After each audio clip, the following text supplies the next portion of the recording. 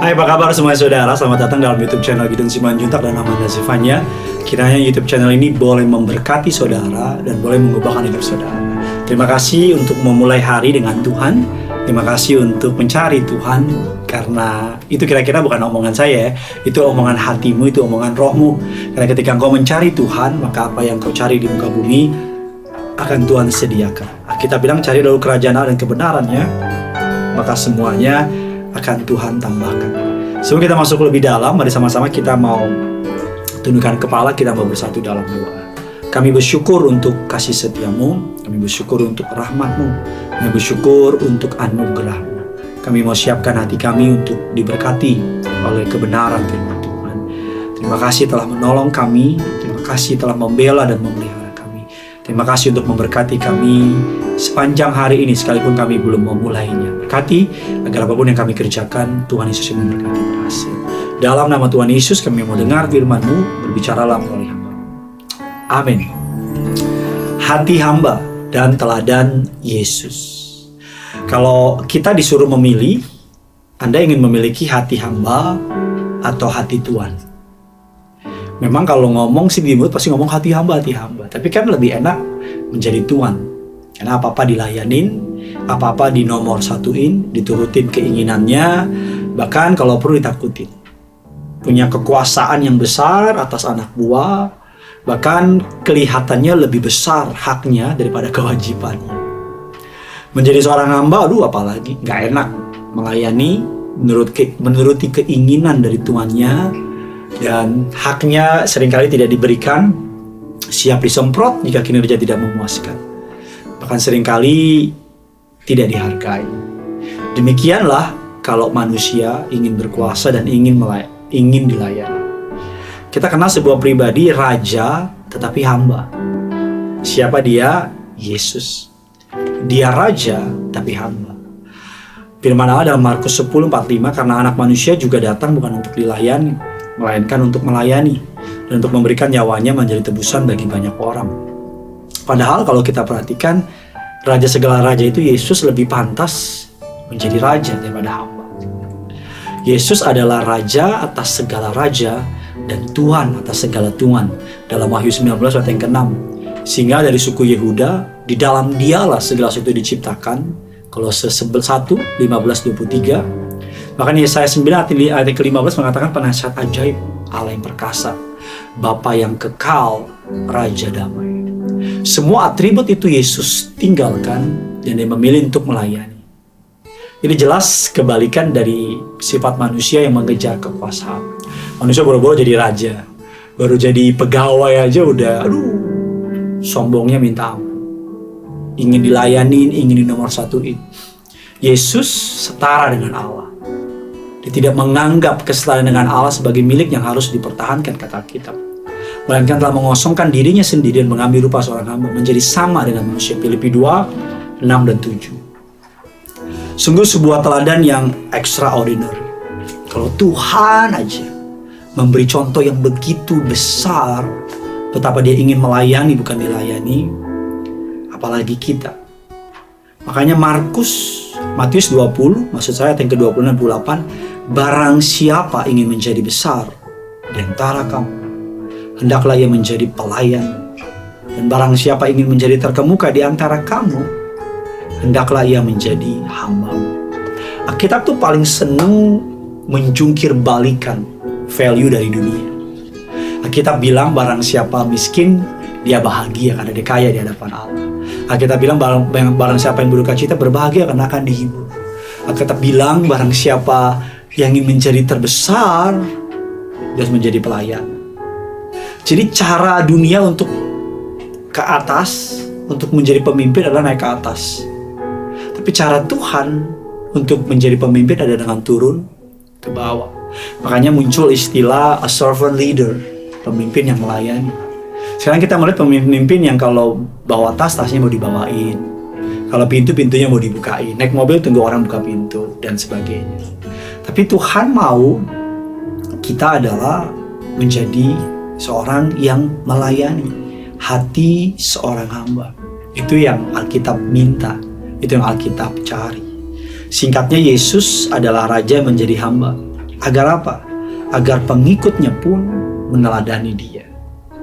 Saling menolong dalam Galatia 6 ayat yang kedua, memberi tumpangan Ibrani 13 ayat yang kedua, membantu yang berkekurangan Roma 12 ayat yang ke-13. Itu semua bisa dilakukan ketika saudara memiliki kerendahan hati. Langkah untuk memiliki hati hamba, kata Alkitab, karena Yesus memiliki hati hamba yang sangat melayani, maka dia pun rindu untuk kita juga bisa melayani.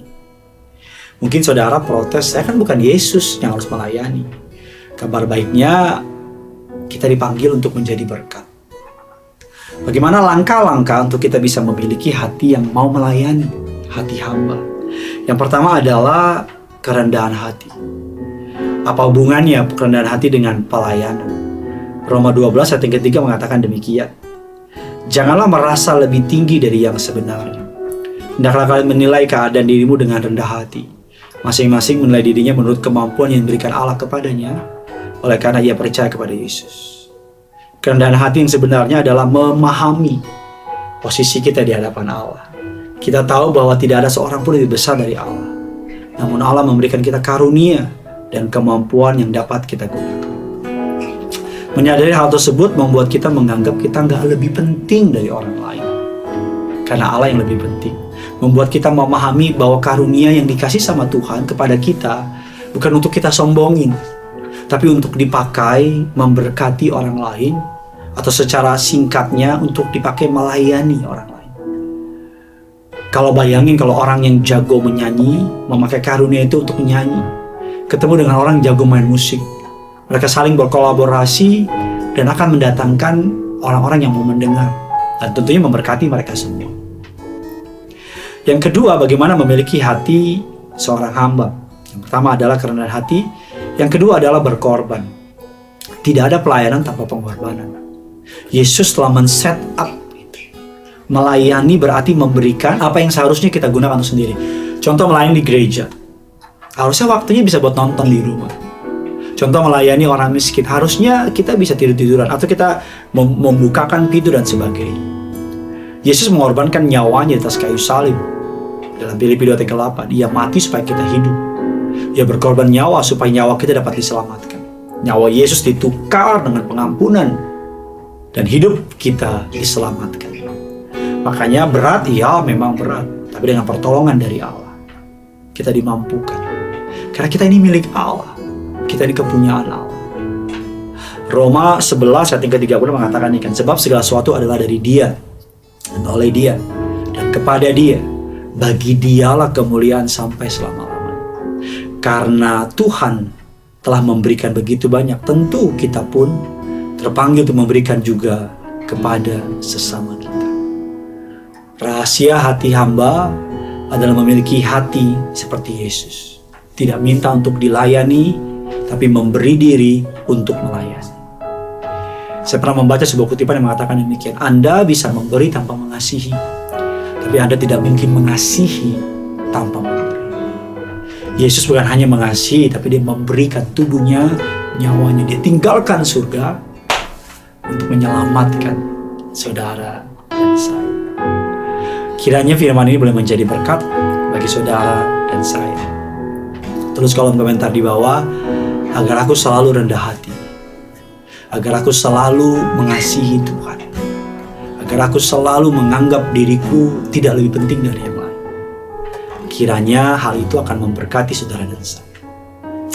Bagikan kabar baik ini kepada semua orang di luar sana, dan never ever forget, yang punya surga, crazy loving. Mari sama-sama kita datang sama Tuhan.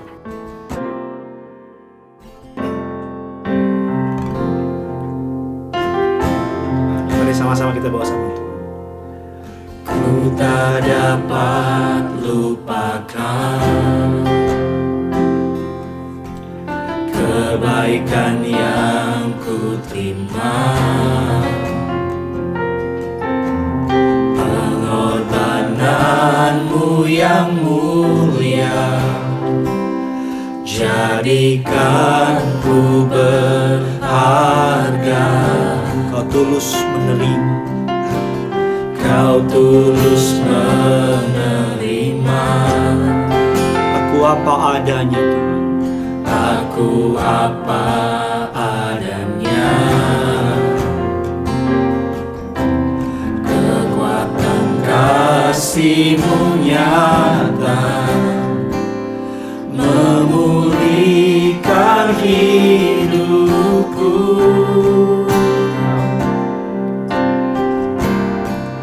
Kau bukan Tuhan yang melihat rupa, Kau bukan Tuhan yang memandang harta. Hati hamba yang selalu Kau cari, biar Kau temukan di dalamku. Selama ku hidup, ku mau menyembah-Mu, sebab Engkau sangat berarti bagiku. Yang terbaik yang ada padaku, ku persembahkan kepadamu. Yesusku,